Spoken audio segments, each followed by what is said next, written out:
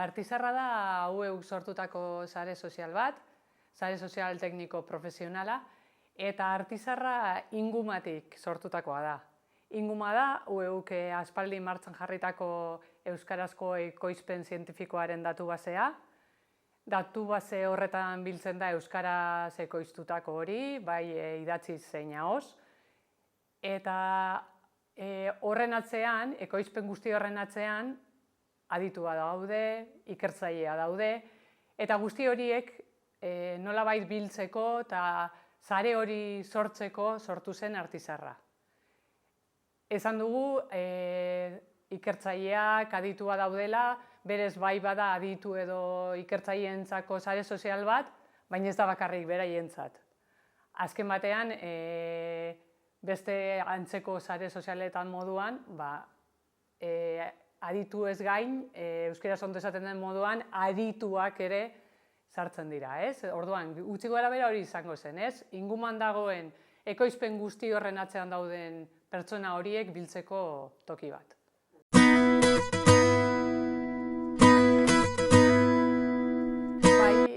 Kontua da ikusi genuela, ibilian ikusi genuela, behar bada ez zela guk uste bezain erabilterraza.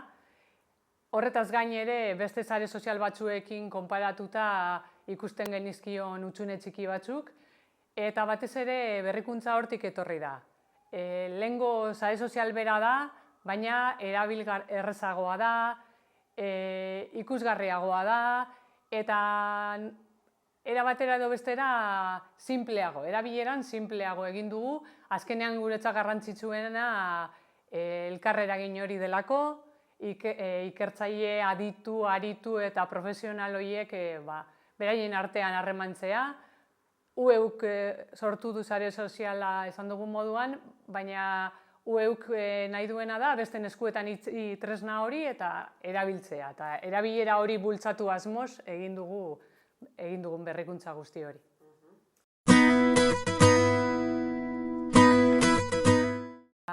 UEUk Euskal Komunitate Zientifikoa ikusgarri egiteko, lehen ere aipatu dugu, ez? Ikusgarri egiteko eta saretzeko hainbat ekimen egiten ditu, eta hau horietako beste bat da, eta beraz, saretze horretan lagungarri da. Online saretzeko, normalean offline egiten dugu saretze hori, ikergazte dela edo bestelako topaketa direla, eta kasu honetan online da. Horretaz gain, UEU dakizuen moduan, hainbat jakintza alorretan banatzen da, hainbat sail ditu UEUk, eta sail guzti horietako taldeak ere badaude, eta beraz, norberak beran intereseko gai horren inguruan, beste batzuekin partekatzeko, edo zalantzak argitzeko, edo hainbat gauzatarako erabili lezake Artizarra, ez da zertan aditua izan behar, interesa izatea nahikoa da gai horretan.